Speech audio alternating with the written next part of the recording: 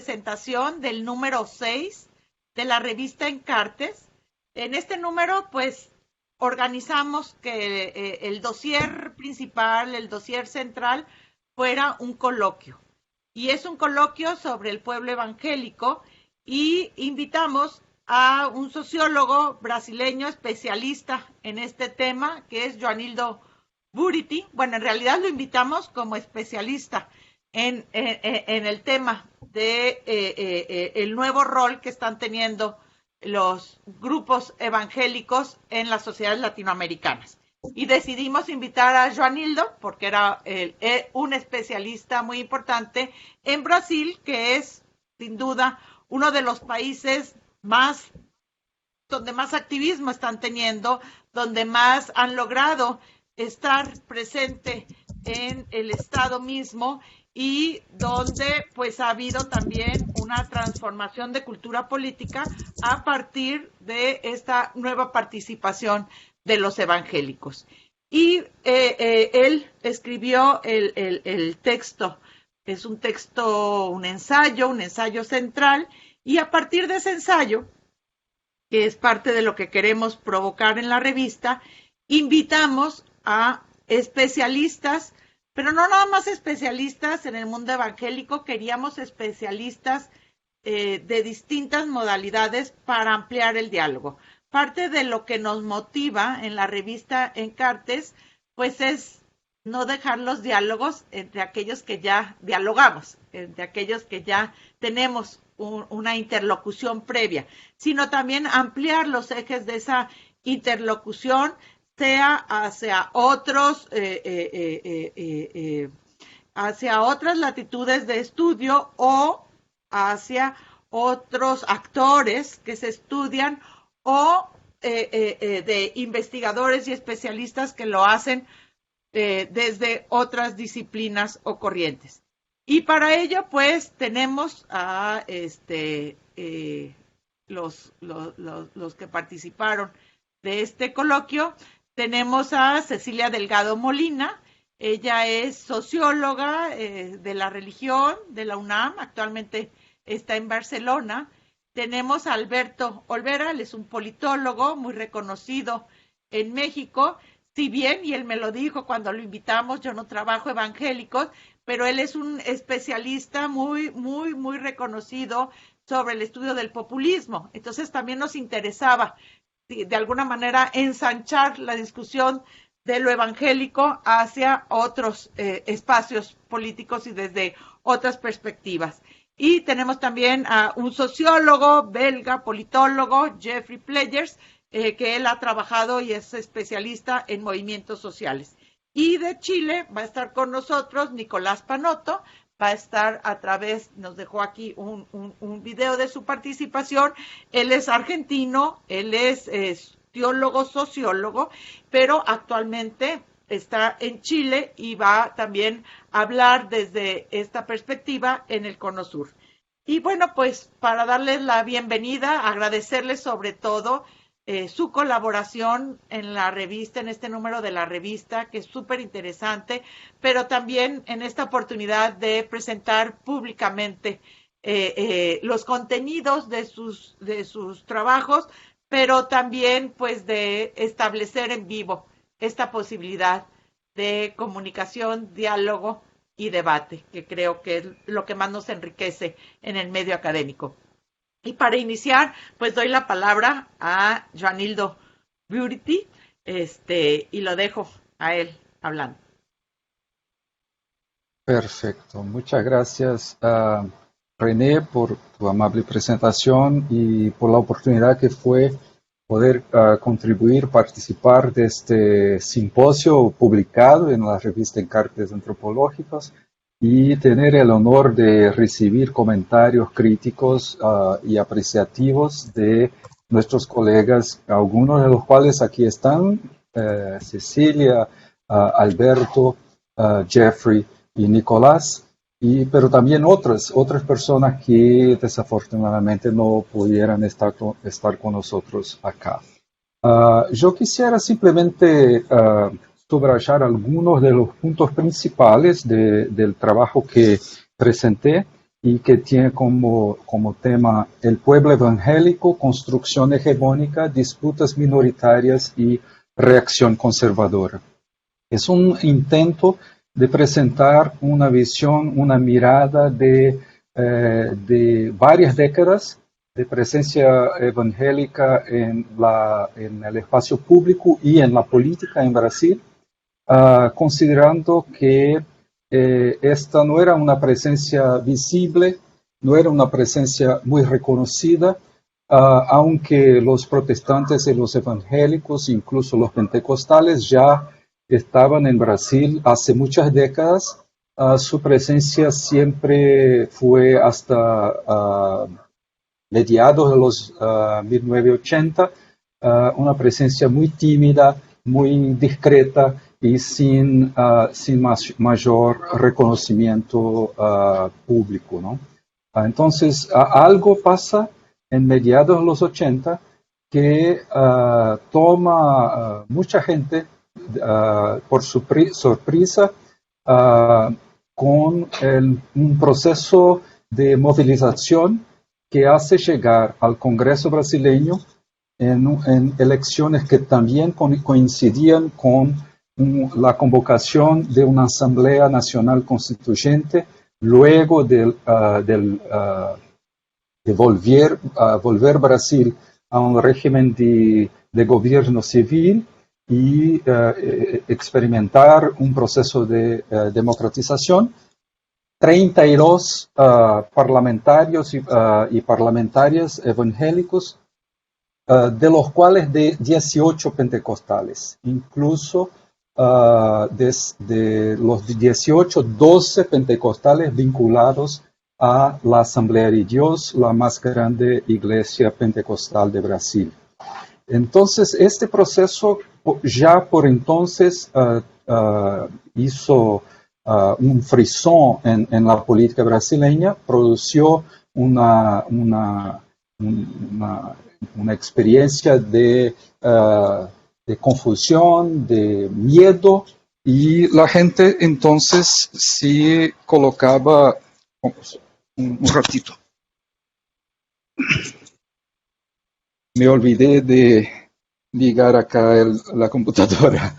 Sí, entonces, en este proceso, los pentecostales se colocan en la vida pública como casi nunca lo habían hecho, y empezamos un periodo que ha sido marcado por un creciente peso, una creciente participación de pentecostales en el centro del escenario político brasileño.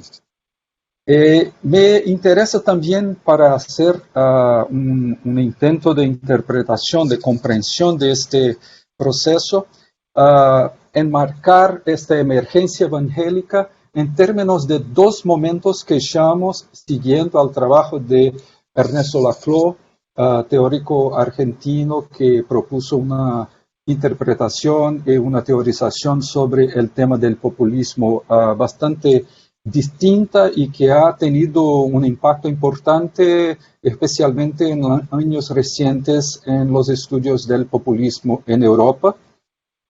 Y el término que yo utilizo para la identificación de este proceso, o de estos dos momentos que me gustaría subrayar acá, es el término momento populista, que es una expresión que la utilizó Chantal Mouffe, una compañera de trabajo y de vida de Ernesto Laclau, y para comprender y analizar el periodo más reciente de la emergencia populista en Europa. Yo no estoy interesado tanto en aplicar los análisis presentados al tema del populismo para Europa en el caso de Brasil, y tampoco me interesa simplemente repetir mucho de lo que se ha publicado y dicho sobre el populismo en América Latina, pero simplemente tratar de comprender este proceso de emergencia evangélica en términos de un proceso de construcción de un pueblo que voy a decirles ahora, me parece está sí, bien en sintonía con la proposición de Laclau en sus trabajos, sus últimos trabajos sobre populismo, incluso su libro La razón populista. Yo hablo de dos momentos populistas en el contexto de Brasil, uno que corresponde al propio proceso de democratización, lo que llamo de democratización expansiva, porque no se quedó en el proceso de institucionalización democrática, pero a lo largo de años se fue asociando a un conjunto de nuevos actores y nuevas demandas por derechos, por ciudadanía, por participación, por inserción o inclusión en el pueblo democrático que se constituyó en resultado o a lo largo del proceso de resistencia a la dictadura militar que se perduró en Brasil entre 1964 y 1984. Entonces, en este momento populista 1, el tema de la formación del pueblo, de la constitución de un pueblo, tiene que ver con la idea de un pueblo democrático tras 20 años de dictadura militar. Y en este proceso, en el medio de este proceso, emergen los pentecostales y los evangélicos demandando este reconocimiento. Primer reconocimiento como parte del pueblo brasileño y luego como parte del pueblo democrático. Como parte del pueblo brasileño porque se trataba, como dije, de una minoría invisibilizada. Y como parte del pueblo democrático porque se trataba ahora de una autoaserción, de una autoafirmación de un grupo que se veía como perteneciendo y no siendo reconocido por esto. Entonces, entre 1978 más o menos hasta 1989, todo el esfuerzo de los evangélicos y de los pentecostales fue el de demandar una inclusión en la comprensión del pueblo nacional. Tras décadas en las que los evangélicos se veían como extranjeros en su patria, como participantes de una religión foránea, ajena a la cultura y religiosidad brasileña. Y el suceso de sus estrategias, especialmente electorales, hizo con que entre 2002 y 2010, por ejemplo, coincidiendo con los dos términos del presidente Lula, el pueblo evangélico emerge como un actor autónomo, ya reconocido en este sentido y con demandas propias y con una voz propia en relación con otras voces religiosas y no religiosas en el país.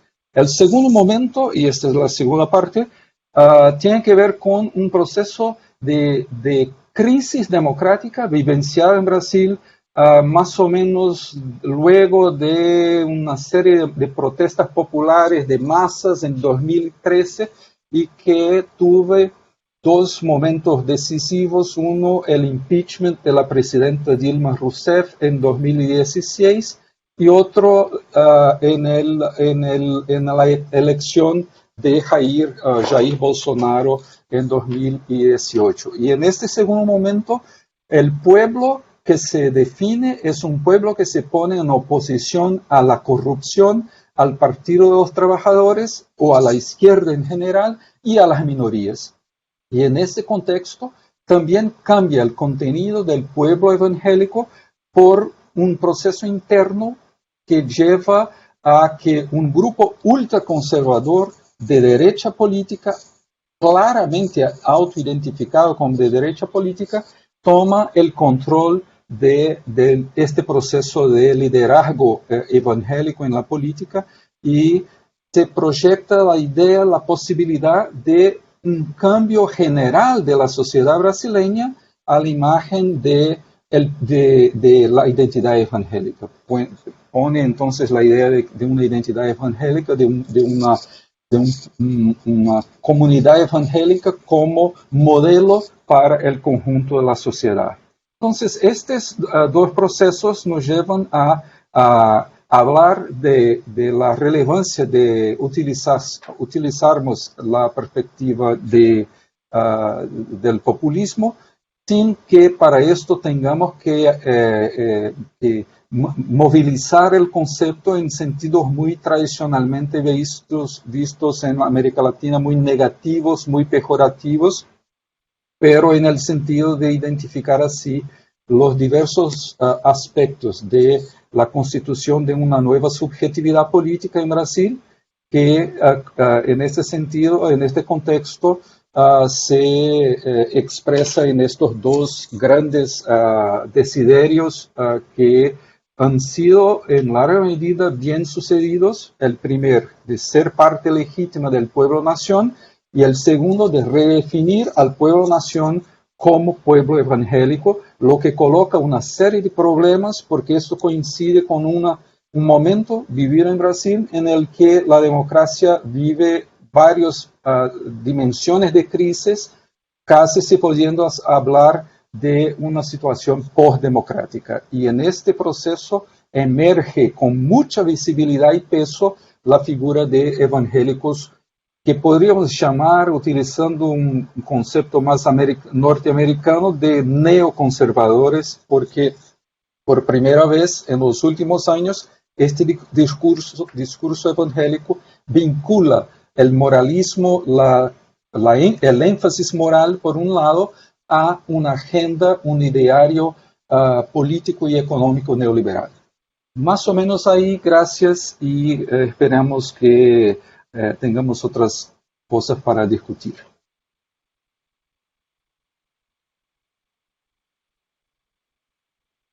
Joanildo, muchísimas gracias. Pues este fue un poco una síntesis muy sintética, muy bien hecha, porque además nos permite entender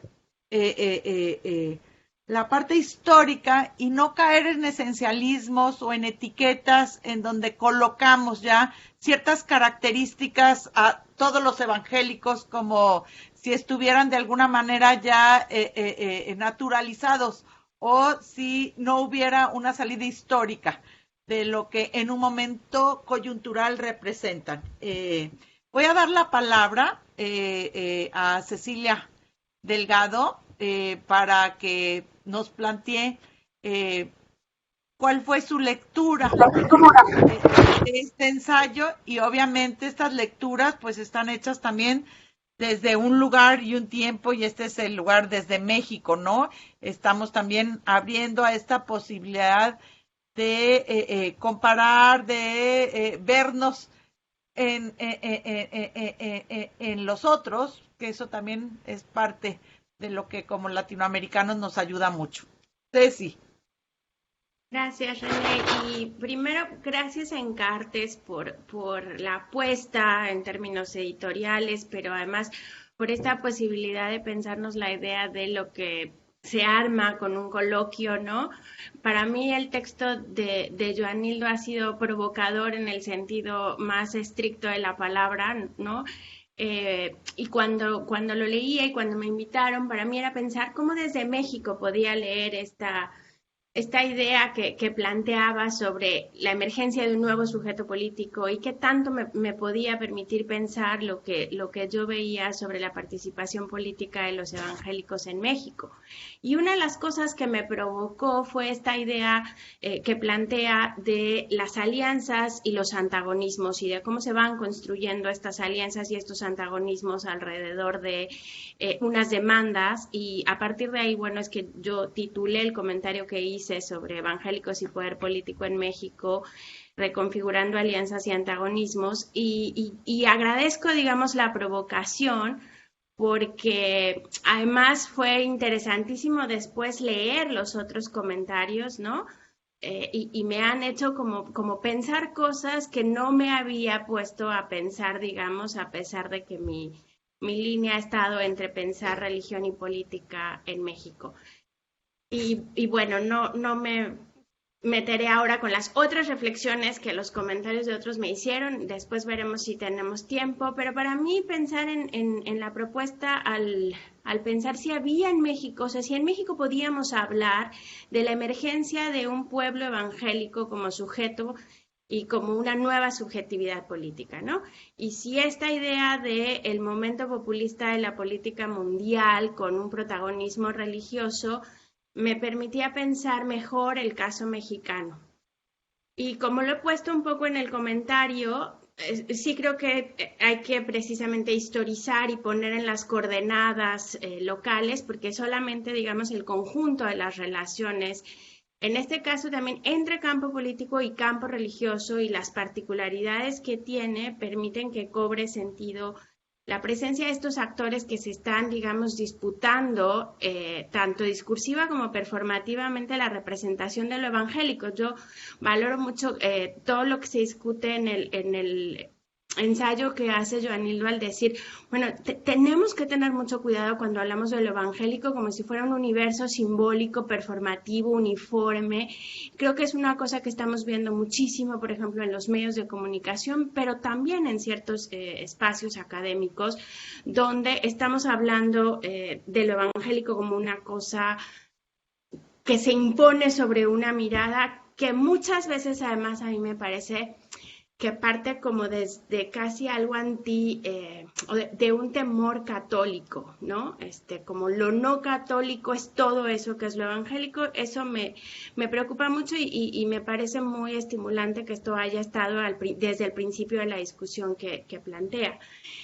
En el caso mexicano, lo que yo comentaba es que me parece que el proceso de emergencia del pueblo evangélico como un sujeto político, primero se ve acotado por lo que ocurre, digamos, en las coordenadas legales, o sea, lo que quiere decir la laicidad a la mexicana. Entonces hago un poco de recuento histórico de cómo se construye esta laicidad a la mexicana, que implica, pues, contingencias y aperturas muy particulares, muy específicas, pero que también ha hecho que se creen estos espacios entre medio de relaciones entre religión y política. Y para mí una de las cosas que abordo en el comentario que me hizo pensar el ensayo de Joanildo fue estos nuevos antagonismos, y me pensaba mucho en los feminismos laicos, y cómo el feminismo va empujando demandas y visiones divergentes sobre la definición de la idea de sociedad, que estaría en estas disputas.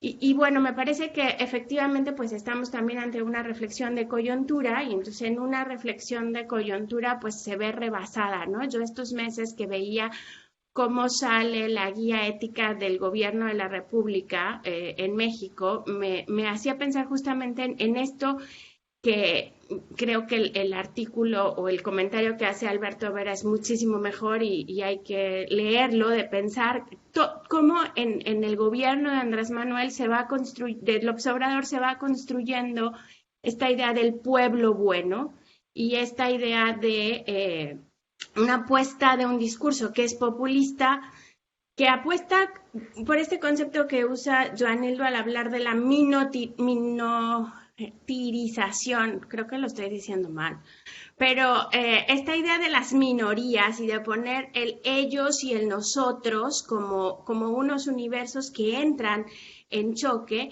y que sí, efectivamente estamos en el caso mexicano, estamos frente a un gobierno que está apostando, y ahí me parece interesante pensarlo, digamos, desde el lugar del gobierno, por una rehegemonización del pueblo en su destino, como lo que plantea el ensayo, ¿no? O sea, de pensar que es esta idea de que va hacia allá ese pueblo bueno y hay que reconstruirlo moralmente con todas las batallas que se están dando en ese sentido en el país. Y ahí encuentran cabida las disputas por esta representación pública de lo evangélico, porque en el caso mexicano hay una disputa por quién representa eso que es lo evangélico, y tenemos opciones encontradas, ¿no? Como el Partido Encuentro Solidario ahora, antes social, pero con esta el nuevo registro que ha logrado, pero por el otro lado Confraternice, por ejemplo, que tienen una disputa por quién es verdaderamente quien representa lo evangélico, pero que al mismo tiempo coinciden en esta idea de una moralización de la política, como dice Marcos Carbonelli. Y esto ofrece, o sea, en la coyuntura, con unas coordenadas de la política del gobierno actual en México, ofrece condiciones de posibilidad para la emergencia de ese sujeto político en las condiciones de una laicidad como la mexicana. Me parece que en ese sentido, a mí otra de las cosas que me provocaba el ensayo y sobre las que reflexiono en el artículo es cómo ante la falta de una oposición articulada, que en realidad no, o sea, de una oposición política articulada en el país, que no encuentra un discurso que se pueda oponer a esta moralización. Por un lado, porque hay algunos de estos aspectos con los que coincide, y por otro lado, porque crece una idea de que las religiones son espacios constructores de paz, digamos, de manera natural. Y entonces, frente a la situación de violencia que vive México, es difícil tener un discurso que se oponga a ciertas de estas medidas. Entonces, en ese sentido, los feminismos laicos y las diversas movilizaciones que han realizado se articulan como las únicas antagonistas que denuncian este discurso moralizador del pueblo bueno.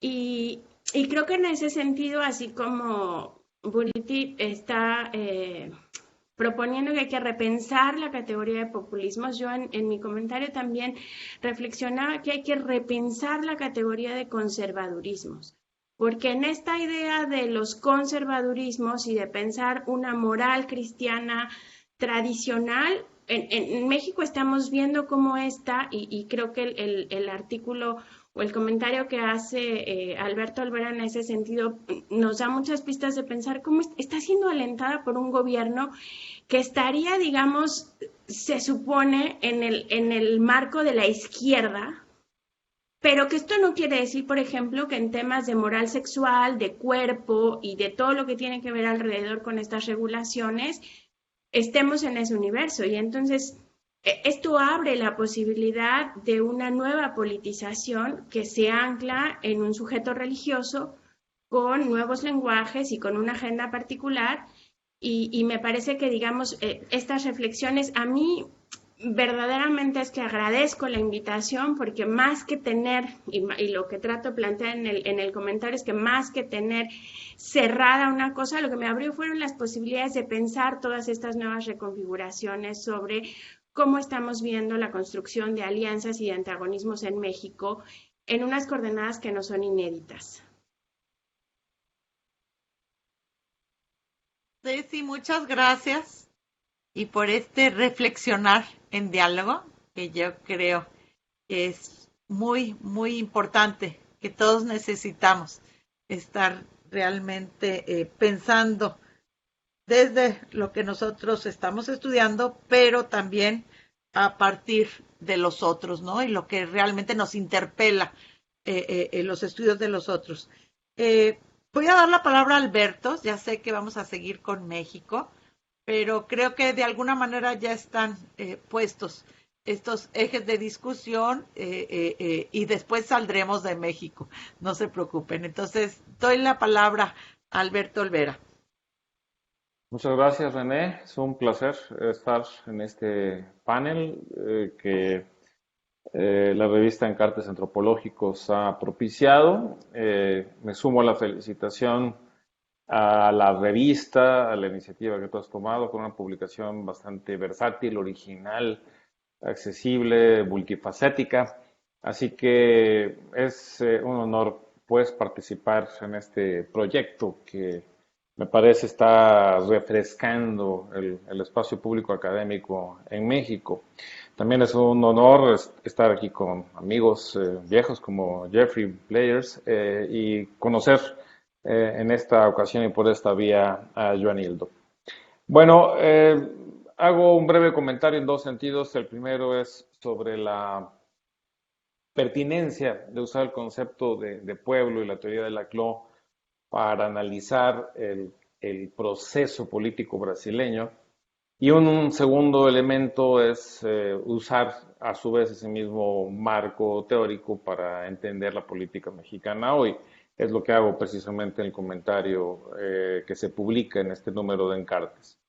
Sobre el primer punto, hago notar dos cosas. La primera es que el pueblo pentecostal es un proceso peculiar de formación identitaria y antropológica que encontramos peculiarmente en Brasil, digamos, más que en cualquier otro país de América Latina.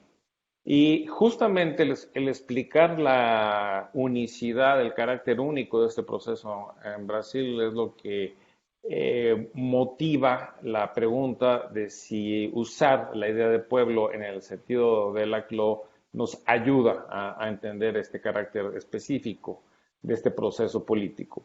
Creo yo que no es necesariamente correcto usar esta perspectiva teórica. Creo yo que los muchos estudios ya disponibles sobre la importancia y la expansión del pentecostalismo en Brasil lo asocian más bien con fenómenos sociológicos propios de una urbanización salvaje en Brasil, justamente coincidente con la dictadura militar. Es decir, es este proceso de modernización capitalista salvaje que tuvo lugar en esos años, que condujo a las migraciones masivas del campo a la ciudad y a la urbanización, lo que propicia un proceso, que eso sí es general en América Latina, de ruptura de las viejas formas tradicionales de solidaridad horizontal entre los campesinos o los habitantes de comunidades más pequeñas. Incluso las redes de paisanaje propias de todos los fenómenos de migración son debilitadas por el carácter muy caótico y fragmentario de estas urbanizaciones precarias en América Latina. Y en ese sentido, pues se produce un vacío identitario y que no es cubierto rápidamente por otros actores políticos, sociales o culturales. Y aquí lo que yo menciono es que más bien en Brasil tenemos que pensar en la ausencia, no tanto en la presencia de actores. Es decir, a diferencia de México, donde el Estado mexicano autoritario tuvo conciencia plena del riesgo que implicaba dejar vacíos políticos en los nuevos espacios sociales formados por la urbanización, en Brasil se dejó ese espacio vacío y se llenó de varias formas, no solamente a través del crecimiento del pentecostalismo, que también nos habla del vacío que dejó la Iglesia Católica en esos espacios, sino también permitió la emergencia del sindicalismo brasileño y del movimiento social por la tierra.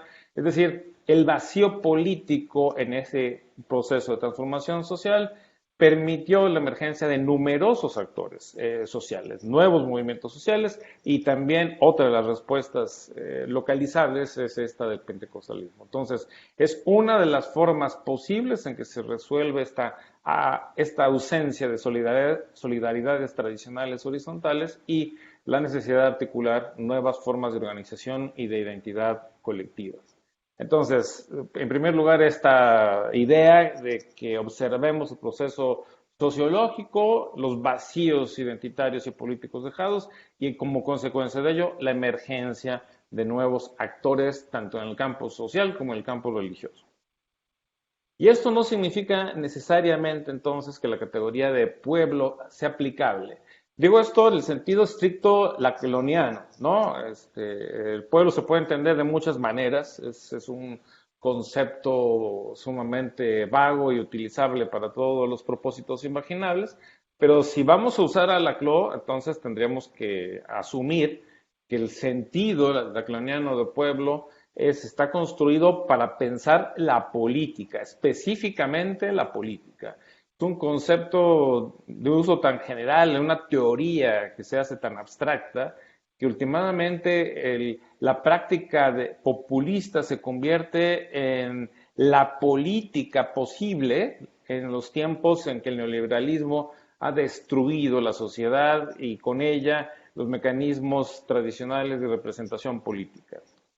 En otras palabras, el momento populista que vive el mundo significa, radicalizando el argumento, que el populismo es la política de nuestro tiempo.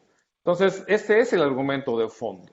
Y por tanto, el populismo ya no es entonces una mala palabra, no es un insulto, no es una descalificación, es un concepto que trata de describir la forma de la política en el mundo contemporáneo, ni más ni menos, que eso es la aspiración de Sartre. Entonces, siendo coherentes, digamos, con esta pretensión, es claro que es muy difícil aplicarla a un subconjunto de un pueblo que se supone logra unificarse por medios discursivos y simbólicos. Entonces, el pueblo para Laclau es una construcción simbólica que unifica lo diverso. Y la unificación de los diversos se logra, decíamos, por mecanismos discursivos. Entonces, aquí el pueblo evangélico es una parte de un todo, de un pueblo que se tiene que construir de una forma más amplia que estrictamente el sector que esta forma de expresión evangélica representa. Entonces, mi comentario, el artículo ha ido en esa dirección, además haciendo notar que el propósito de la teoría de Laclau fue decir que si el populismo es posible, es precisamente porque la mayoría de los sujetos sociales y de los movimientos sociales y de las agrupaciones de todo tipo van quedando progresivamente fuera del campo político a raíz de las consecuencias del neoliberalismo y de la crisis de representación. Pero paradójicamente los evangélicos no pertenecen a un sector excluido en Brasil. Los evangélicos son un grupo exitosísimo en términos económicos y políticos. Han participado en todas las coaliciones gobernantes desde hace 20 años, han creado universidades, escuelas, negocios, estaciones de radio, de televisión. Vamos, es un éxito, es incluso un capitalismo pentecostal, podemos llamarle así, el que han desarrollado, y una presencia política a través de todos los partidos imaginables, eso sí. Por otro lado, esto ha conducido a que las iglesias pentecostales, los grupos pentecostales, sean también políticamente plurales. Tampoco podemos pensar que son una sola fuerza política. Eso lo demuestra muy bien Jeffrey Players en su artículo. Entonces, yo creo que todas estas circunstancias, es decir, los pentecostales no son excluidos, son incluidos ya desde hace 20 años por su propia lógica, por su propia capacidad de acción y organización, pero también porque han sabido participar del juego político. Son parte de la clase política sus dirigentes. Entonces, ni son excluidos y por otro lado tampoco son homogéneos. Y por tanto es muy difícil pensar entonces de una manera adecuada que el concepto de pueblo pueda ser útil para pensar esto en el sentido laclaniano. Sí, en otros sentidos, digamos, que ya nos explicó hace un momento Joanildo, sobre todo en un sentido identitario y en un sentido de identidad política que progresivamente crece y se constituye o se considera a sí misma una encarnación del futuro. En este sentido último, es decir, en la posibilidad de que los pentecostales prefiguren un futuro, es decir, que su vivencia de hoy sea prefiguración, que es lo que los movimientos sociales hacen, por otro lado, es donde se encontraría el potencial, digámoslo así, más fuerte del pentecostalismo como autointerpretación política. Es decir, de alguna manera ellos son quienes prefiguran el futuro, en el sentido del conservadurismo moral, en el sentido de las élites y de ser reconocidos política y públicamente. Ahora, no obstante, esta prefiguración tiene un problema gravísimo para poderse implementar, que resulta que el líder que representa de alguna forma esta inserción hegemónica en la política es el contraejemplo de los valores pentecostales. Es decir, Bolsonaro puede ser cualquier cosa, menos un ejemplo de los valores morales pentecostales. Entonces, es aquí donde tenemos una contradicción flagrante. No se puede prefigurar el futuro con un líder como ese. Y es aquí entonces donde también tenemos que considerar que no hay continuidad. Y el contraste, claro, lo ofrece el caso mexicano. Andrés Manuel López Obrador es, en cambio, un líder populista, porque sí pone en práctica un estilo populista, es lo que le permite ganar una elección como la mexicana del 2018, pero él sí trata de reflejar en su persona los valores que se encarnan en un sentido conservador de la vida pública. O sea, López Obrador es modesto, es honesto, no tiene muchas mujeres, es un hombre que viaja en avión comercial, que no tiene autos de lujo, no es violento, rechaza este tipo de cosas, es incluso políticamente correcto, por lo menos cuando habla de la violencia contra las mujeres, etcétera, aunque sea profundamente paternalístico y machista en realidad su discurso, pero lo envuelve en una forma tal que puede ser considerado políticamente correcto. Entonces, de alguna forma, el Obrador sí encarna un mensaje que tiene referencia concreta, material con su ser, y por tanto parecería tener mucho más credibilidad, digamos, como portador de un mensaje, de un proyecto que pretende recuperar valores tradicionales y que quiere reconstituir, digamos, un pasado remoto. Es más, su carácter paternal en el sentido tradicional de la palabra viene bien con la recuperación de un proyecto paternalístico, estatista, desarrollista, que es el que tiene el Estado mexicano, y entonces López Obrador puede jugar con ese doble rol. Como presidente es el padre de los mexicanos, el que los protege desde la altura del poder, tratando de corregir todos los errores terribles que los neoliberales hicieron y con la destrucción moral que acarrearon en el tejido social y en el aparato político, y no solamente con el aparato político, sino con las élites culturales. Entonces, y hay coherencia en su visión personal, individual, en lo privado, porque en lo privado él también es un hombre conservador, ¿no? Es un hombre que refleja esos valores. Entonces, aquí el sentido, y además López Obrador articula en efecto una crítica mucho más creíble que la de Bolsonaro a la clase política, porque aunque López Obrador, como Bolsonaro, ha sido un político profesional por 30 años, López Obrador ha sido un marginado, digamos, de la entrada a las altas esferas del poder. Y esta marginación, entonces, justifica su crítica a la élite, y su triunfo es, de alguna forma, el triunfo de aquellos que no han sido reconocidos, de los que no están, y le ha dado voz a los que no la tienen. Entonces es prototípicamente, digamos, ¿no? un producto populista mucho más cercano a la definición lacaniana. Claro, uno puede decir, sin embargo, que en esta definición de Laclau, pues hay muchos problemas, muchos vacíos, digamos, ¿no? Que no se logran explicar. El gran problema del populismo es esta idea de que el líder encarna a un pueblo construido simbólicamente, pero el problema es que cualquier construcción del concepto de pueblo excluye tanto como incluye. La ventaja de la inclusión es que se le incluye a los excluidos históricamente. La desventaja es que excluye a los que estaban incluidos. Y por tanto, el problema de la exclusión y la inclusión no se resuelve con la idea del pueblo, ¿no? El pueblo no es todo, es una parte del todo. Y la idea de la lógica populista es convertir la parte en el todo. Entonces, cuando se convierte la parte en el todo, pero la parte sigue viva, existe, etcétera, tenemos un problema de exclusión.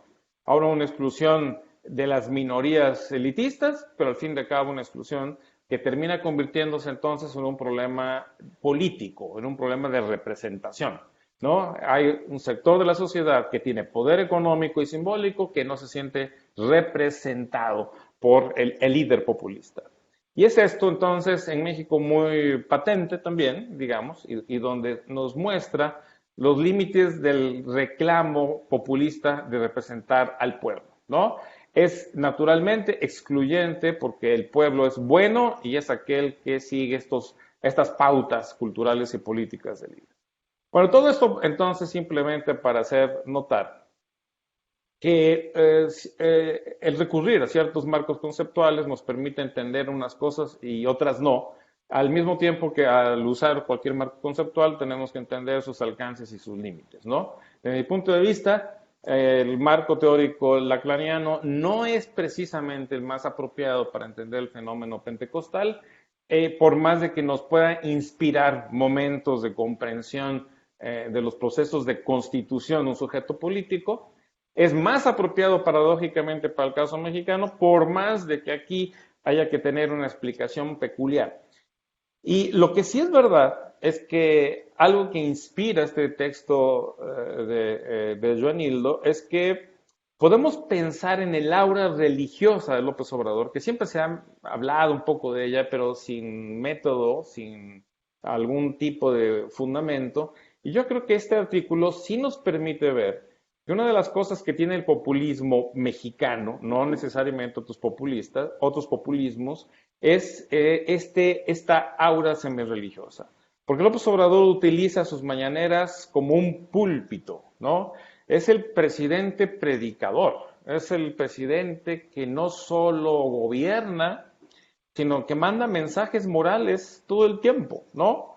Algunos amigos acá de Guadalajara, por cierto, muy conocidos de René, hablan de la misa de 7, que resulta que las mañaneras, las conferencias de prensa diarias de López Obrador son una misa. Es decir, hay un sacerdote que es el que dirige, digamos, ¿no? el acto y donde pontifica moralmente. Entonces, entiéndase que en ese sentido tenemos una manera, digamos, sugerente de entender también este doble papel de López Obrador, entonces, como un líder que encarna esos dos cuerpos del rey, ¿no? El que menciono en mi artículo.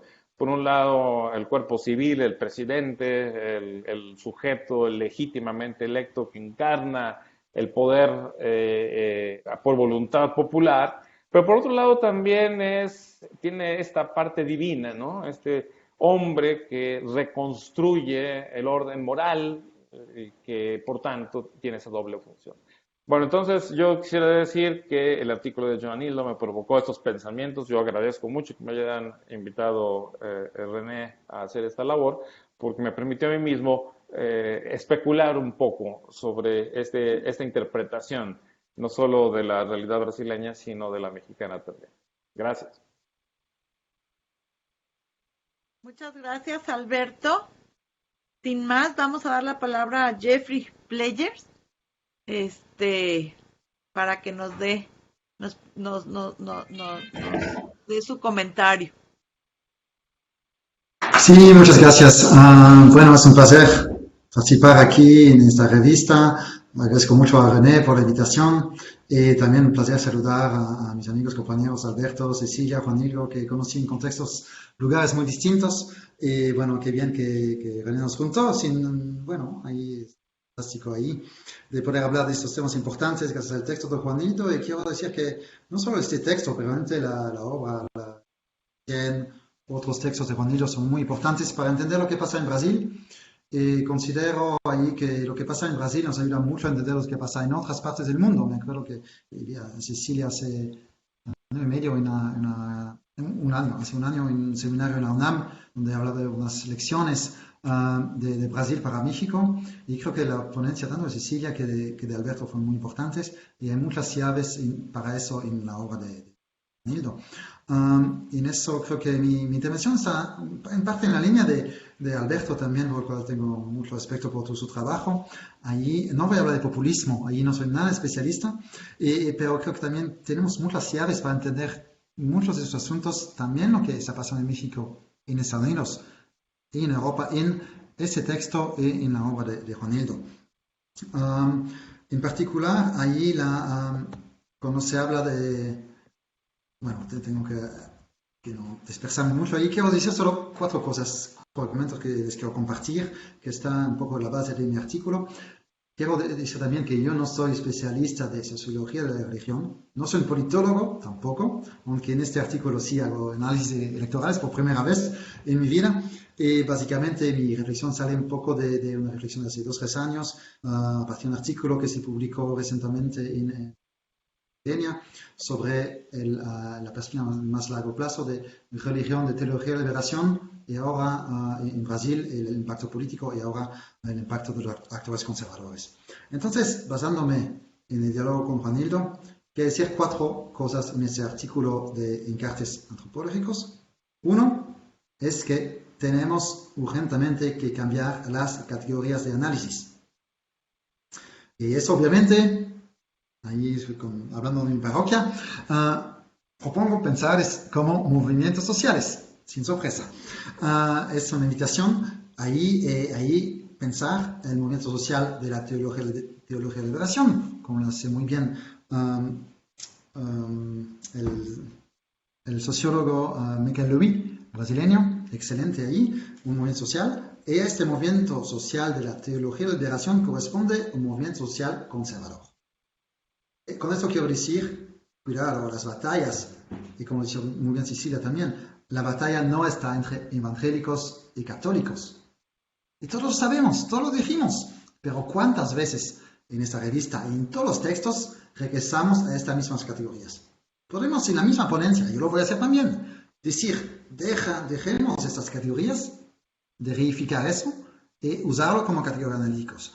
No niego la relevancia de los neopentecostales para algunos asuntos, pero cuando se trata de una categoría analítica para entender el voto o la agencia, la agentividad política, neopentecostales, evangélicos o católicos no son categorías relevantes para mí, para muchos. Y en eso pues intento un poco en este artículo junto a unos elementos. Por ejemplo, vemos un poco un análisis de este famoso voto para Bolsonaro. Todo el mundo está de acuerdo para decir que los evangélicos apoyaron mucho y que con eso ganó. Es cierto, no lo niego, que hubo un apoyo más fuerte entre los evangélicos. Pero cuidado, entre los católicos, Bolsonaro ganó 50% de los votos.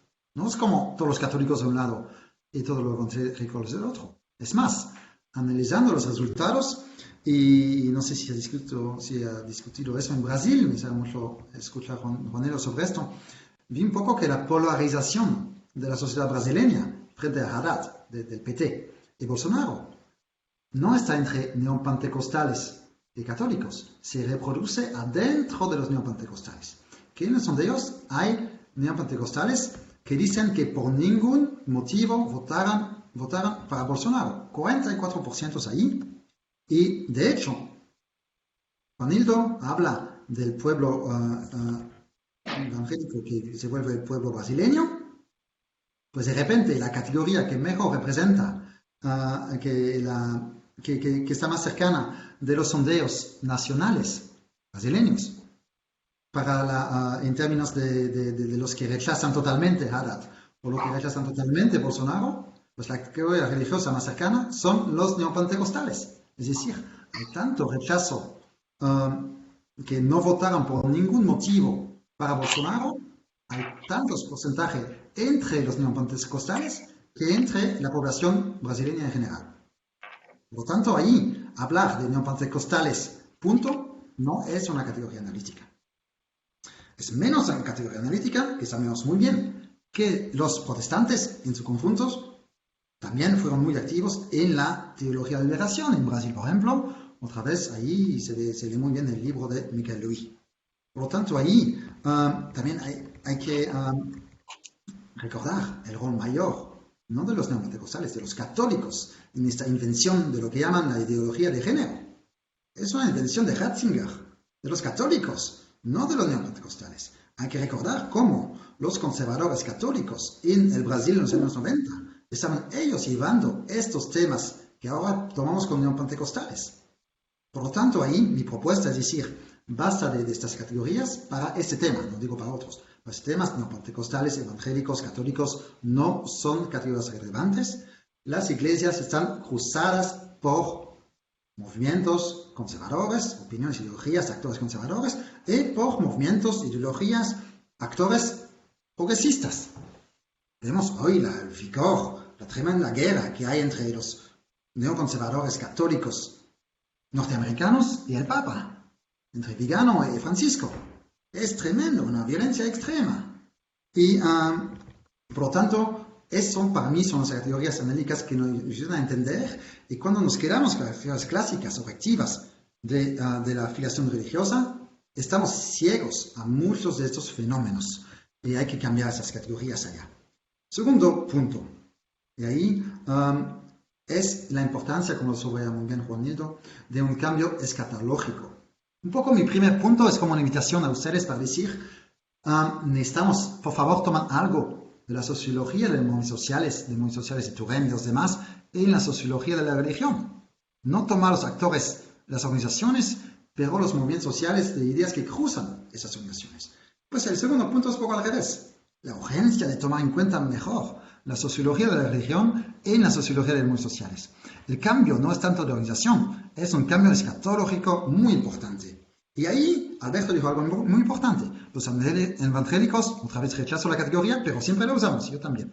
Así que no voy a decir los evangélicos, pero los actores religiosos conservadores brasileños han podido participar. Muy cierto. Yo agregaría otra cosa. Han querido participar. Y ahí está para mí el cambio fuerte. El cambio fuerte es que este cambio de valor, que viene no solo con la teología de prosperidad, de la cual se habla más, pero también de la teoría del reino, que invita a los creyentes a trabajar activamente para la restauración del reino de Dios en la tierra. Eso es un cambio grande, no es totalmente nuevo, pero toma mucho vigor, mucha fuerza en Brasil y en otros países, y hace que de repente estos actores conservadores se meten mucho en la política y ganan mucha fuerza, un cambio en la idea, en las escrituras, y por lo tanto allí de repente, en esto, AMLO intenta de encarnar los valores evangélicos, dijo Alberto, y ahí estoy de acuerdo, y también me sorprende que Trump, como Bolsonaro, son líderes de ellos, pero hay que pensar allí, los valores cambiaron. Hay un cambio de valores muy importante ahí entre ellos, que no son los valores que nosotros consideramos, no son ellos, es la eficacia de implementar sus ideas fuerzas, digo más en el texto, ¿no? Pero la idea fuerza básicamente, cuando se dice de valor, se habla de sexualidad básicamente, para muchos de ellos, lo más importante es todo lo que no es la pobreza, el problema es la sexualidad, básicamente para muchos hombres católicos que no son casados ellos mismos, pero bueno, de eso hablan más que de otros temas. Entonces ahí, bueno, segundo punto ahí, voy más rápidamente para los otros. Tercer argumento, es de la importancia del crecimiento de estos actores durante los gobiernos progresistas. No solo, bien antes, también después. Pero durante el gobierno de Lula y de Dilma, crecieron, se consolidaron mucho estos actores. Eso es clave. Entonces ahí, por ejemplo, clave, entre otras, con la perspectiva de género. Avanzaron mucho en cambiar la perspectiva de género, en quitar lo que Bolsonaro llama el kit gay, que era una propuesta solo de tener un material educativo en contra de la homofobia. Dilma Rousseff tuvo que quitarlo a fuerza con este lobby, fuerza parlamentaria de los evangélicos, de los actores religiosos, conservadores, católicos, evangélicos y otros. Y eso me parece muy importante. Entonces, aquí mi argumento, que tengo que resumir todo eso, ¿no? De manera un poco fuerte, es que no vamos a ver totalmente de México. México es un país que conozco un poco mejor. Hay que dejar de comparar AMLO con Bolsonaro, no creo que es la buena comparación. Comparemos AMLO con Lula. Es en la época de Lula y de Dilma que crecieron tanto los neopentecostales.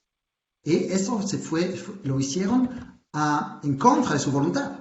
Lula es hasta hoy miembro de un grupo de teología de la liberación, cercano a la teología de la liberación. Por tanto, él no quería abrir la puerta, la ventana a los actores religiosos conservadores, pero es un hecho que se hizo durante su mandato de Dilma Rousseff.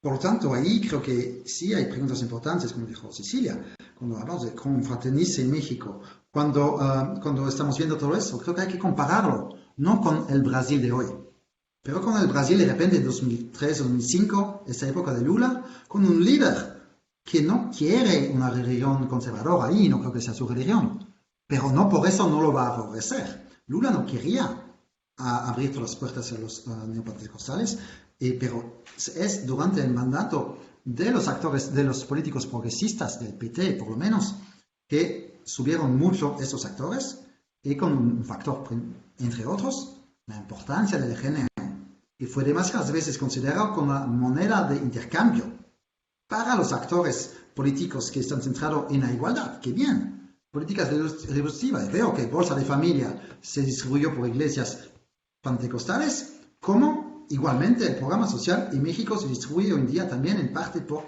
iglesias, que también la misma cosa ocurre en México que lo que ocurrió en Brasil hace 15 años. Eso da un poco de miedo. Y entonces ahí creo que hay que ver el resultado a más largo plazo de eso. ¿Qué va a pasar? ¿Cuál va a ser la herencia? La herencia hoy de Lula son muchas cosas, pero también la fuerza de este actor conservador en la política. Actor religioso conservador en la política. Y la pregunta es, ¿cuál va a ser? ¿Acaso va a ser también parte de la herencia de AMLO? No ahora, pero en 5, 10, 15 años. Es una pregunta creo que nos, para la cual los análisis tanto de Cecilia, de Juanildo y de Alberto son muy importantes, que pues viendo el caso brasileño, que no es una excepción, pero quizás ahí se ven con más fuerza estas transformaciones, pues sí da un poco de miedo para, no solo para México, para el futuro, pero para los países en todas las Américas y en Europa.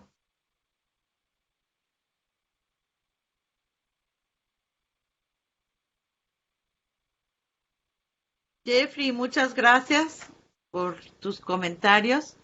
Pues siempre son unos temas polémicos, temas de debates, temas que no están acabados, temas que siguen siendo dilemas, y obviamente temas que los vemos desde distintos lugares, desde distintos actores, desde distintas perspectivas y desde el lugar de los actores también cambian las perspectivas, ¿no? Entonces, creo que esto es la parte enriquecedora de los diálogos y vuelvo a dar la palabra a Joanildo. No, perdón, tenemos la de Nicolás, perdón. Saúl, ¿podríamos poner la contribución de Nicolás? Sí, claro, ahorita la pongo. Entonces, vamos a tener ahorita una contribución de Nicolás Panotto que nos envió en una cápsula videograbada para poder estar aquí cuando no puede estar aquí. Así es. Bueno, muy buenas tardes a todas y todos. Bueno, es un gusto poder estar participando en este espacio de diálogo, aunque realmente lamento mucho no haber estado más en directo. Lamentablemente hoy por diversas circunstancias no podía estar directamente con ustedes dialogando, me hubiera encantado, pero bueno, al menos puedo hacer presencia de esta manera, con este breve videíto, y bueno, ante todo, primero agradeciendo por la posibilidad de participar en esta revista y en este dossier, en este número, primero porque Encartes se ha transformado en un espacio de diálogo y intercambio regional entre especialistas muy relevante y muy importante, y la verdad que me siento honrado de poder haber podido participar, y segundo también por ser redactor de un escrito de Joanildo, que bueno, obviamente Joanildo es uno de mis inspiradores y autores principales en todo lo que ha sido mi trabajo dentro del campo de mis estudios de investigación en el campo evangélico. Así que bueno, honrado por ello, y bueno, simplemente quería compartirles a modo de resumen un poco lo que ha sido mi trabajo, que como mencioné es un trabajo que intenta dialogar con el ensayo de Joanildo sobre los procesos de minoritización y de nuevas configuraciones del campo evangélico en Brasil específicamente, pero con muchos elementos que sin duda son característicos de toda la región, ¿no? Y bueno, mi trabajo se titula Lo evangélico como fuerza agonista, disputas hegemónicas frente a la transición política latinoamericana. Entonces, como mencioné, mi idea con el escrito es complementar algunos temas que ha trabajado Joanildo, más bien está haciendo una articulación entre diversas perspectivas y análisis en el Cono Sur, como también profundizando con algunas categorías que utiliza Joanildo en su trabajo, vinculadas a la propuesta de todo el análisis del populismo y de las articulaciones políticas hegemónicas en Ernesto Laclau y otros autoras y autores vinculados con su línea, que bueno, ha sido también una de las corrientes que he utilizado para mi investigación, y obviamente, como ya mencioné, inspirados también en el trabajo de Johnildo. Entonces, en mi trabajo lo que hago es un poco, tomo dentro de los muchos aspectos que el trabajo de Johnildo sin duda ofrece, tomé como dos elementos vinculados a este concepto de minoritización, ¿no? Que tiene que ver, por un lado, con digamos las tramas de modificación institucional que ha tenido el campo evangélico por un lado, y digamos cómo el proceso de minoritización tiene que ver con destacar este elemento de mutación, y en segundo lugar lo que es la lógica contrahegemónica, de alguna manera, del proceso de minoritización. Contrahegemónica no necesariamente significa progresista, de izquierda, sino más bien crítica con respecto a ciertos conceptos o prácticas digamos que tienen cierto consenso y cierto proceso de articulación, ¿no? Entonces, tomándome de esos dos elementos, yo simplemente lo que hago es como basarme, después de hacer como un reconto de alguna de la bibliografía y de las fuentes de estudios de pentecostalismo y de campo evangélico en el Cono Sur que se vinculan con los abordajes de ese escrito. Lo que hago es tomar, por un lado, digamos, básicamente como lo que articulé como dos preguntas o dos ejes para complementar.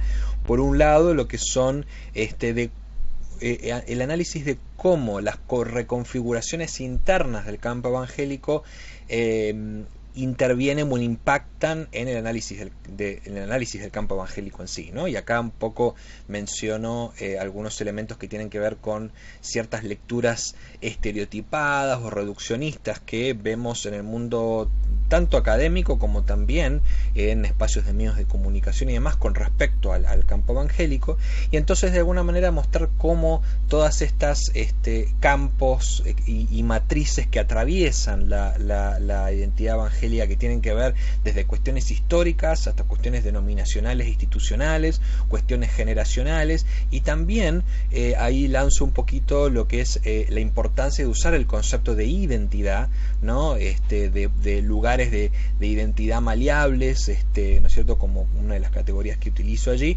como para justamente plantear que, por un lado, el campo evangélico internamente es sumamente complejo, y eso también conlleva a formular de diversa manera la vinculación con el campo político, ¿no es cierto?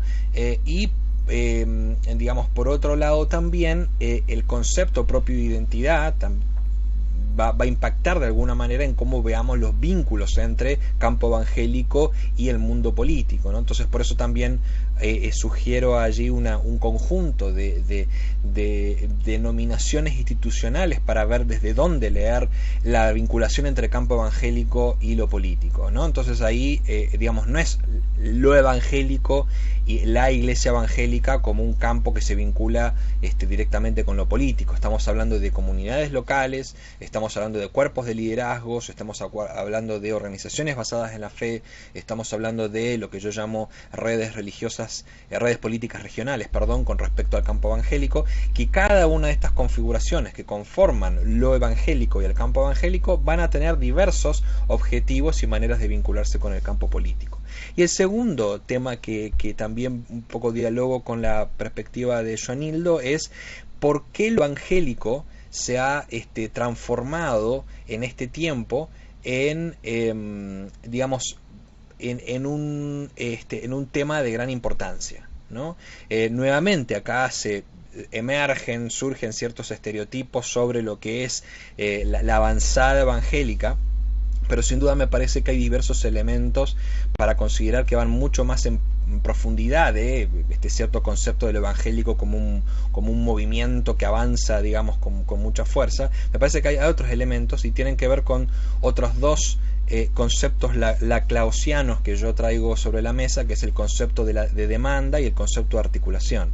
De cómo, de alguna manera, por un lado, lo que articula el campo político es la demanda, es la existencia o la emergencia de una coyuntura, de un quiebre, de una demanda particular que lo que hace es mover el escenario político y también produce nuevas articulaciones políticas. Entonces, en la historia reciente, en los últimos 25 años, se ha producido un conjunto de mutaciones a nivel social en el campo evangélico, en la sociedad latinoamericana, que precisamente ha puesto a lo evangélico como un actor particular para atender a esas demandas, ¿no? Esto, bueno, lo explico ahí con mucho más detalles, pero tiene que ver precisamente con las demandas que empiezan a surgir en relación a nuevas representaciones políticas, a las tensiones que emergen a nivel social con las agendas de derechos humanos. Entonces, todo este conjunto de demandas que a su vez responden a una crisis o se dan, mejor dicho, en un espacio de crisis con respecto a las representaciones políticas tradicionales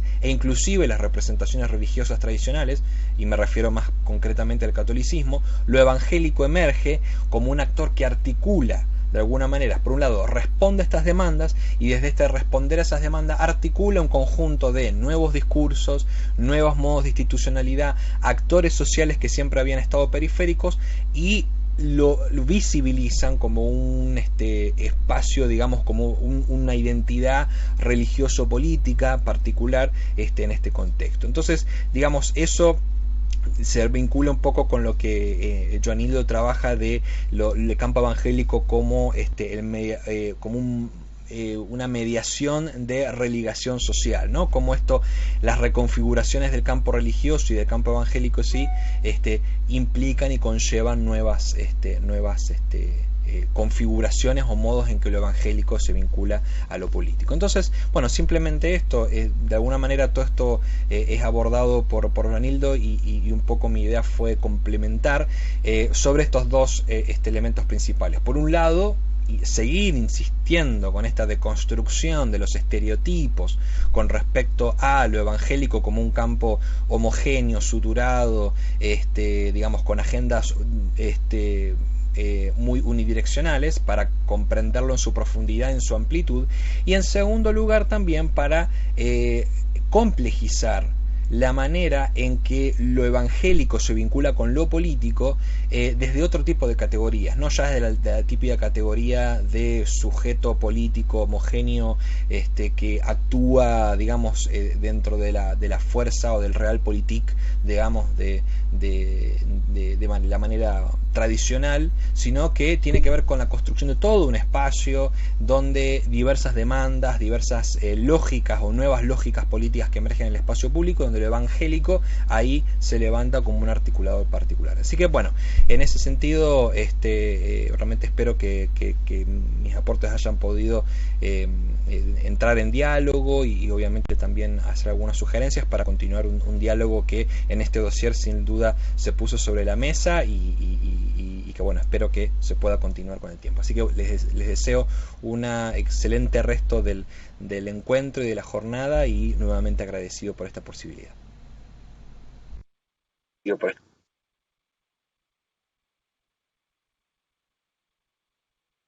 Pensé que estaba abierto el micrófono. Yo sí sentía que Nicolás estaba aquí, ¿eh? Gracias, Nicolás. En algún momento nos escucharás. Y bueno, regreso a la palabra a Joanildo, y luego veremos si tenemos preguntas y comentarios en el público en Facebook. Ok. Bueno, primero que todo, me agradezco muchísimo a mis colegas que aquí están y a mi amigo Nicolás que se presentó virtualmente 2 veces, ¿no? 2 veces, porque estamos virtuales y ahí su presencia en el virtual se dobló en otra. Pero ahí estamos, por sus comentarios, por sus perspectivas, a partir de lo que intenté plantear en el artículo de Encartes. Hay mucho que decir, ¿no? Y es difícil de sintetizarlo, además cuando el español no es mi lengua nativa, y así que voy a intentar hacerlo muy sencillamente.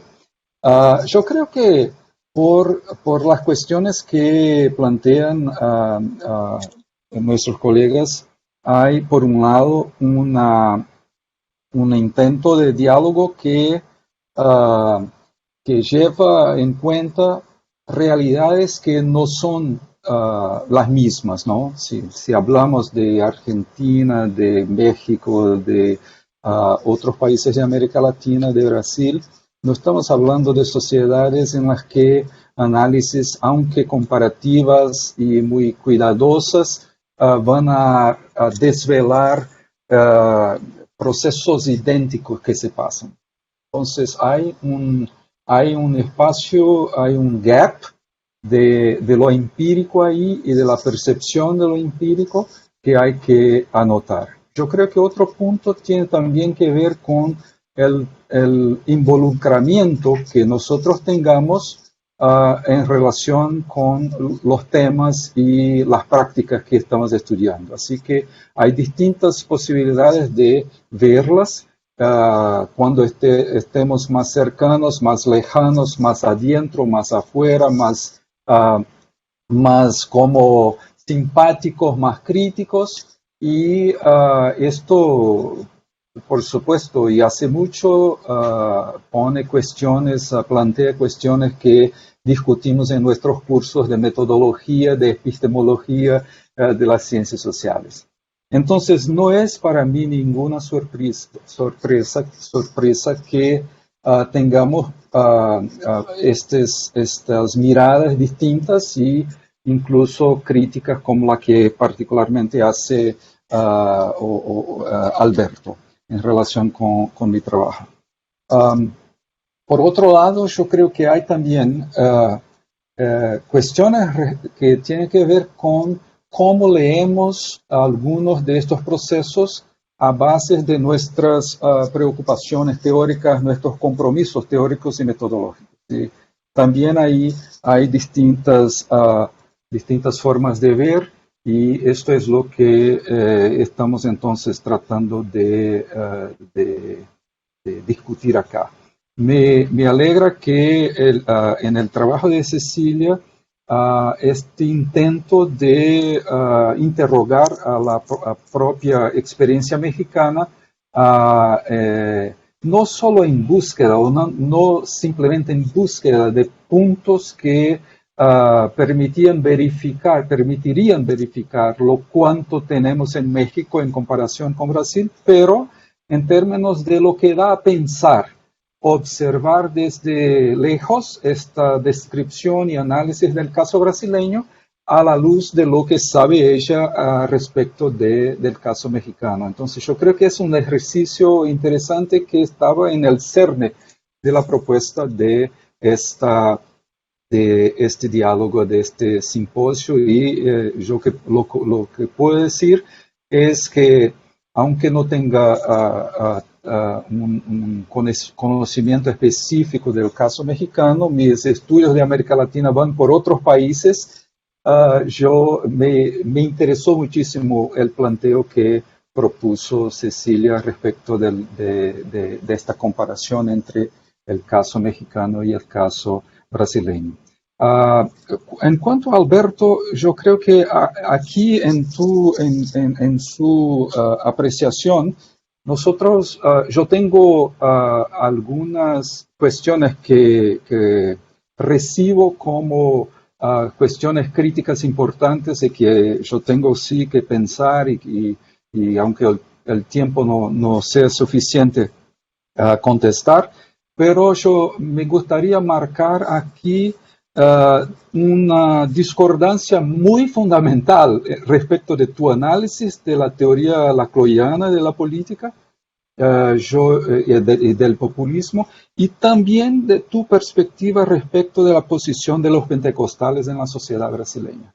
Y le digo en dos momentos. En relación con la lectura que haces de la teoría la teoría lacloiana del populismo. Yo trato un poco de explorar en el artículo, desarrollar en un párrafo o dos, las múltiples posibilidades que se pueden encontrar en el texto mismo de Laclau respecto de cómo comprender la amplitud y la aplicabilidad de los conceptos de pueblo, por ejemplo, y otros conectados con su red conceptual de comprensión.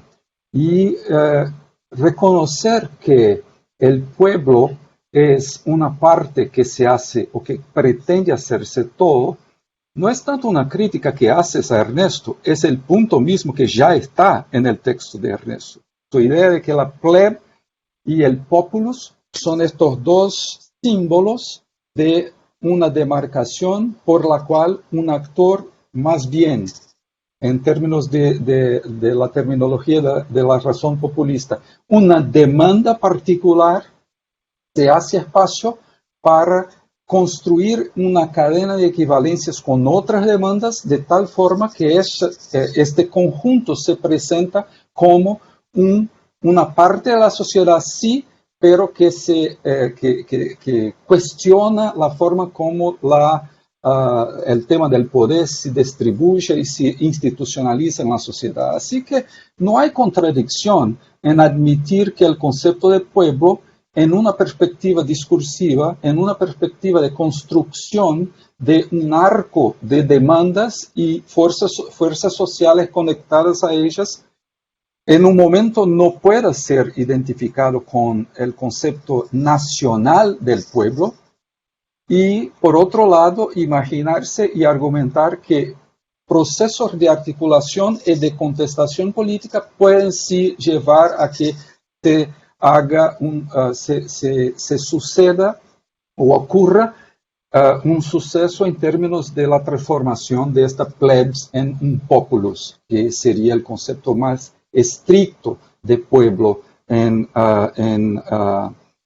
como el actor ya constituido y liderando una nueva formación política. Así que yo creo que lo que pides de mí en términos de rigor en el uso de los conceptos lacloianos de populismo ya está como posiblemente visible en el texto mismo de Ernesto, si podemos acompañar varias de sus intervenciones teóricas publicadas, incluso entrevistas. Este es un trabajo que conozco desde comienzo de los 90, entonces no estoy adentrando en el tema por ahora.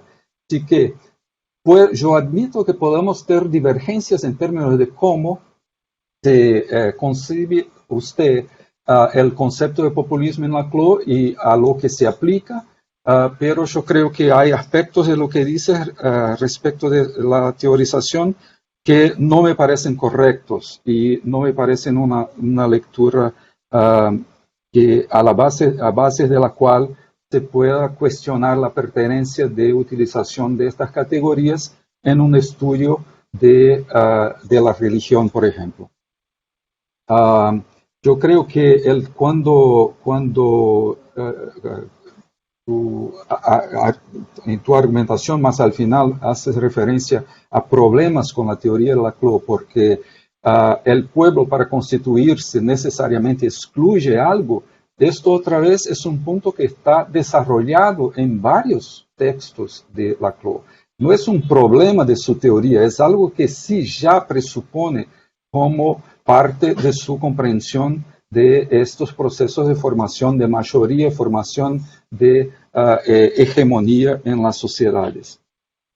Relación ahora, para ir más rápido con el tema de los pentecostales, yo creo que haces una confusión entre esta idea generalizada de los pentecostales y varias dimensiones de lo que se puede llamar de una población o una comunidad pentecostal en términos sociológicos y antropológicos en Brasil. hay varias investigaciones, incluso cuantitativas, que han demostrado, y esto incluye censos de Brasil en varias décadas, que la gran mayoría de los pentecostales en Brasil son sí pobres, son sí gente que vive en los eslabones más bajos de la sociedad brasileña. Esto no tiene que ver con el funcionamiento de las instituciones religiosas y estas que se presentan de modo mediático y por periodistas con mucha insistencia. Por ejemplo, la Iglesia Universal del Reino de Dios tiene como 3-4 millones de brasileños que participan de ella, en cuanto tenemos las Asambleas de Dios con casi 20 millones de personas. Y el número de comunidades, de iglesias locales que representan a esta población pentecostal, en su mayor parte son iglesias que no pertenecen a estas estructuras denominacionales principales, como las Asambleas de Dios, la Iglesia Universal, la Iglesia Renacer, la Iglesia Sara Nossa Terra y otras más, la Iglesia del Evangelio Cuadrangular, que enmarcan esta diversidad, esta pluralidad de evangélicos en Brasil. Así que no hay que confundir el liderazgo más bien sucedido de las iglesias pentecostales con el conjunto de esta población que sí es excluida en muchos sentidos. La mayor concentración de los pentecostales en Brasil desde mediados de los 80 es urbana en las periferias de las grandes ciudades. Y no solo de las metrópolis, pero también de ciudades medianas con 300, 400, 500 mil habitantes. Entonces, no es cierto que los pentecostales no son excluidos y por lo tanto no pueden ser llamados de pueblo en este sentido de que proponemos en el estudio. Y la idea de que no son homogéneos es simplemente una constatación que todo sociólogo y antropólogo de la religión en Brasil hace respecto de los evangélicos y de los pentecostales. Lo veímos acá, Jeffrey también presentando este punto, también lo enfatizó Nicolás en su presentación. Y en contraste con esto, lo que podemos llamar de un pueblo hace mucho, y no simplemente en las teorías discursivas del pueblo, no se considera, no se comprende más como homogéneo. Así que no comprendo por qué haces este punto respecto de que la no homogeneidad de los pentecostales haría imposible o imprecisa la utilización del concepto de pueblo. Hoy sabemos por los historiadores, por los antropólogos, por los sociólogos, que no hay ninguna nación, una en la tierra, Estado-nación, que no tenga en sí misma o en su historia procesos de diferenciación, de distinción en muchos aspectos, y no solo étnicos, ¿sí? También culturales, lingüísticos, historias de colonialismo, de imperialismo que juntaron, separaron pueblos y grupos sociales. Entonces yo sé que hay mucho que cuestionar en la necesidad de que podamos utilizar conceptos de forma más rigurosa, pero no me reconozco en este uso flojo o impreciso respecto no solo de la teoría, pero también de mi objeto empírico, como lo dices en tu presentación. Pero yo creo que hay sí cuestiones importantes en cuanto a tu comparación del caso brasileño y mexicano, y ahí me gustaría oír también, si lo podamos en algún momento, cómo los otros colegas ven, que conocen más bien la experiencia mexicana, lo ven en términos de tus argumentos. En relación con Pleias, y yo sé que sí, ya me pasé mucho de tiempo, René, perdóname, yo creo que es muy sugestiva la idea de utilización de una conceptualidad distinta para el contexto que estamos discutiendo acá. Yo utilizo este concepto de movimientos sociales en otros trabajos, incluso recientes, y yo estoy en acuerdo que no es un concepto que pueda describir simplemente movimientos contestatarios en un sentido que podríamos llamar de izquierda o socialista o anarquista o comunista, sí, pero también sí se puede y se debe contemplar la posibilidad de comprender la emergencia de movimientos conservadores. Y lo que hice en mi trabajo fue más bien trabajar con el movimiento empírico de formación, articulación de este sujeto pentecostal en coaliciones, en proximidad con otros sujetos en la sociedad y también en contraste y contestación, como para ilustrar estos procesos más moleculares por los cuales podemos hablar de la emergencia de sujetos sociales. Y yo creo que ahí es relevante pensarmos y utilizarmos conceptos como el de movimientos sociales. Estoy en total acuerdo contigo que la determinación confesional de los grupos religiosos no es más suficiente para comprender estos procesos de politización de los que hablamos. Y yo iría un poco más lejos en decir que los procesos de dispersión de lo religioso en nuestras sociedades también hace que encontremos o podamos encontrar dimensiones que llamaríamos de religiosas en la forma como ciertos otros actores se conectan en términos de estos flujos ideológicos, políticos, identitarios que aproximan y también alejan grupos y fuerzas sociales. Entonces, en este sentido, hay un movimiento en dos direcciones, ¿no? Un movimiento por lo cual ponemos en cuestión la propiedad de hablarnos en términos denominacionales, como si a cada grupo o identidad religiosa correspondiera formas idénticas de hacer política. Por otro lado, la dispersión de lo religioso hace que la presencia de lo religioso pone en contraste distinciones muy cartesianas entre el secular y el religioso, que nos hace pensar cómo en estos movimientos neoconservadores ciertas formas de práctica política por actores que no reivindican una identidad religiosa pueden ser pensados en términos de una perspectiva que ve la penetración o, para usar un término lacloiano, la hegemonización de campos seculares por demandas y prácticas religiosas. Yo voy a parar por acá porque no quiero tomar más el tiempo y yo sé que nuestra